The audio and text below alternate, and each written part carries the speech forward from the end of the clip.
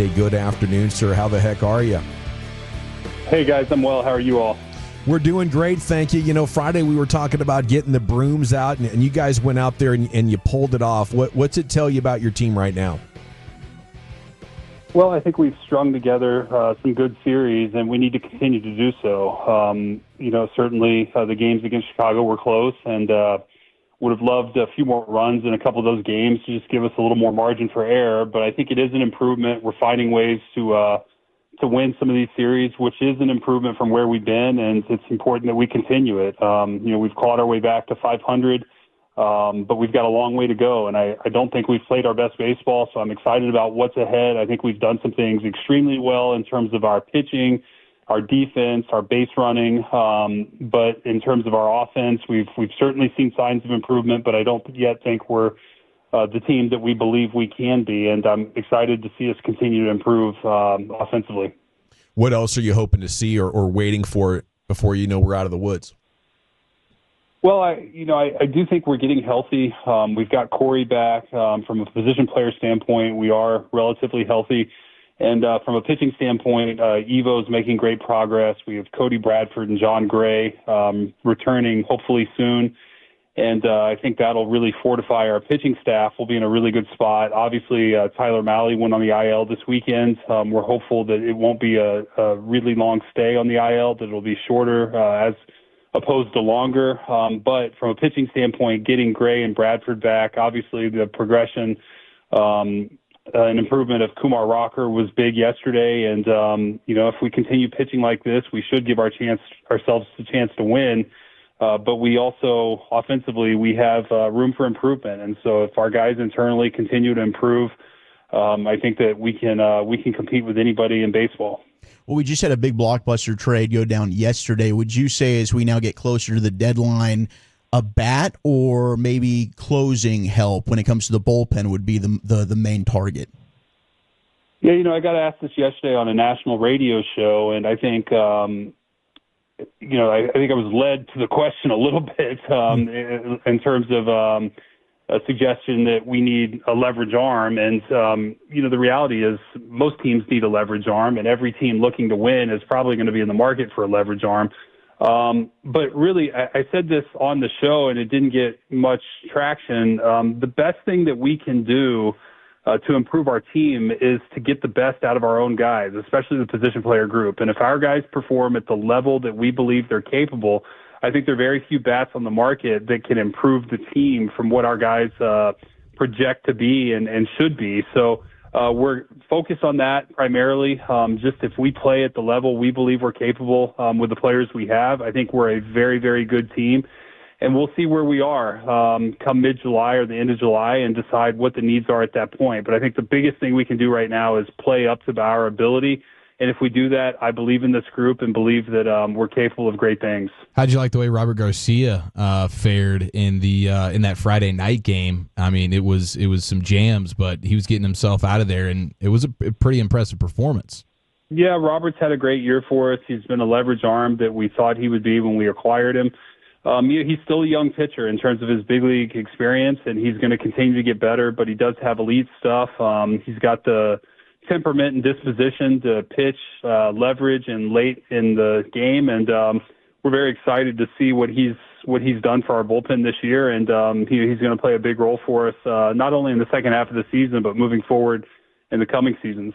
Hey, CY, it's a scouting question for you. We just watched Gage Wood for Arkansas throw about 119 pitches for a no-hitter in the College World Series. Do you feel like that, and again, I hope I don't put you on the spot, but do you feel like that sometimes college managers use guys too much? Well, I can't make a complete judgment on that because I'm not perfectly familiar with what the average pitch count is in college baseball. Respective to the no-hitter, I did watch the last couple innings. It was really neat to see. Sure. It was historic. I think there's only 3 no-hitters in the history of the College World Series, which is pretty cool. And what he was doing was 18 or 19 strikeouts. I mean, it's just incredible. I don't think 119 pitches is too much in a 9-inning game, especially when the pitcher is somewhat well-rested and and competing really for a national championship. Gotcha. Sometimes you have to extend a little farther beyond what you normally would when you're in the playoffs or competing for championships. And so it was fun to watch. I think it's great for the game of baseball, watching the College World Series. It's a fun time of year. It's great to see the excitement amongst college baseball fans. And then you have, a great month of baseball followed by the Major League Draft in a few weeks here. So it's an exciting time for the game, for the sport, and watching Gage Wood today was really, really fun to see. The energy, coming through the TV was just incredible with Wood. I don't know if I'd ever seen somebody that fired up and charged up in a baseball competitive environment. I feel the same. I mean, he could really feel it. And sometimes when you're in those environments and you get the emotion, I mean, I've had that in a big league game, not in the World Series and certainly not the College World Series, but I have had it in maybe a pennant race or a playoff race and in a meaningful game where I've taken a no-hitter into the 8th or 9th inning, and I could feel it. It's hard to control your emotions at that point, which makes it also hard to execute pitches. And to watch him really finish that the way he did was super impressive. He could smell it. He wanted it. And it was great to see. It was really, really impressive. Did you ever have a game where you were hammering home the pickle juice the same way Rocker was yesterday?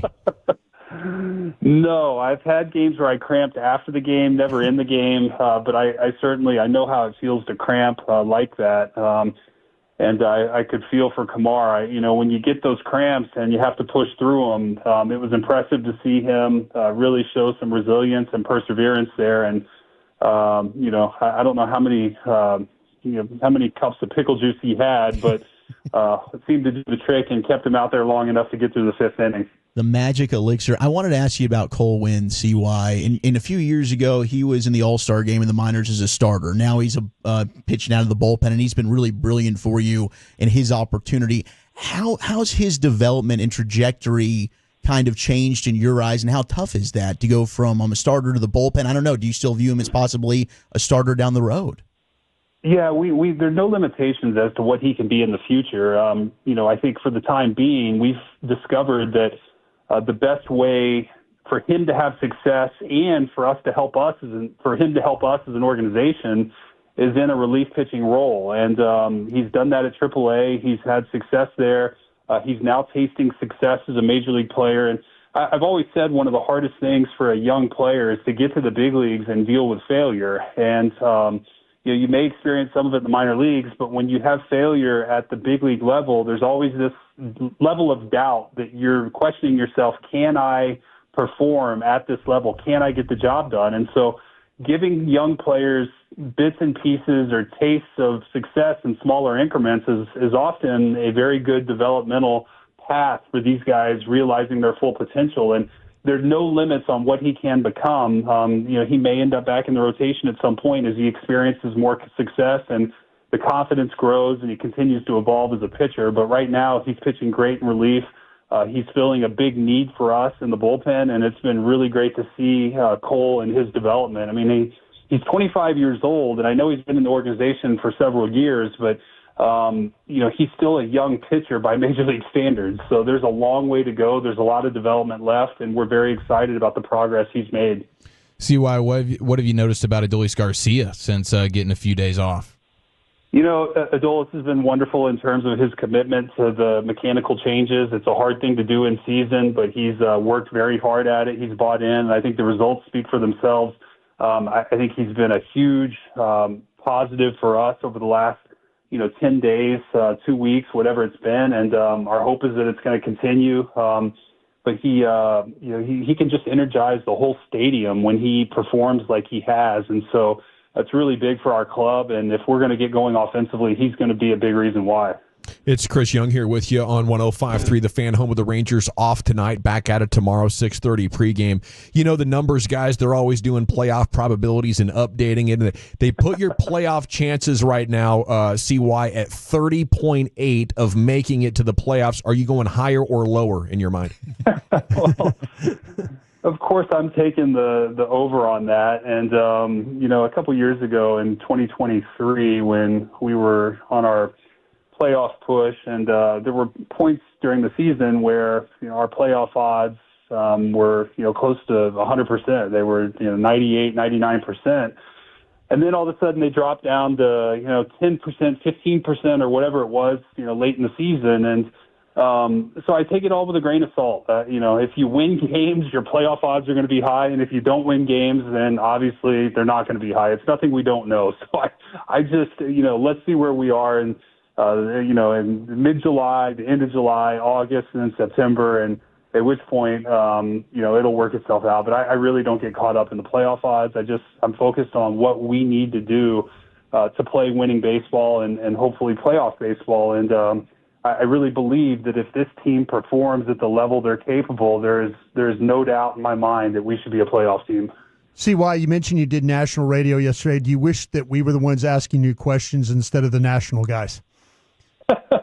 Well, what I wish, I guess the tweet after my show was that we're in the market for a leverage arm. Sure. And, I was wondering that. Yeah. I was kind of leading the witness, and in terms of the way the question was asked, which is fine, but I wish that that wasn't necessarily what came out of my mouth. But it's part of it. I get it. Well, staying with national media, I do got to ask Jim Bowden of The Athletic. He did have an article saying that there's some buzz in the industry that Boch could retire at the end of the season. Have you had any conversations with Boch about his future? We have not had any of those conversations since the winter. Boch is such a wonderful person, and his belief coming into the season was to just focus on the season and play it out, and we'll evaluate where we are after the year. And nothing has changed in terms of that. We love him. He's a great manager, great person, and we'll see where that goes after the season. Thank you so much, CY. Best of luck this week, and we look forward to catching up with you next week. Guys, thanks so much. I appreciate it. Let's have a few more wins here.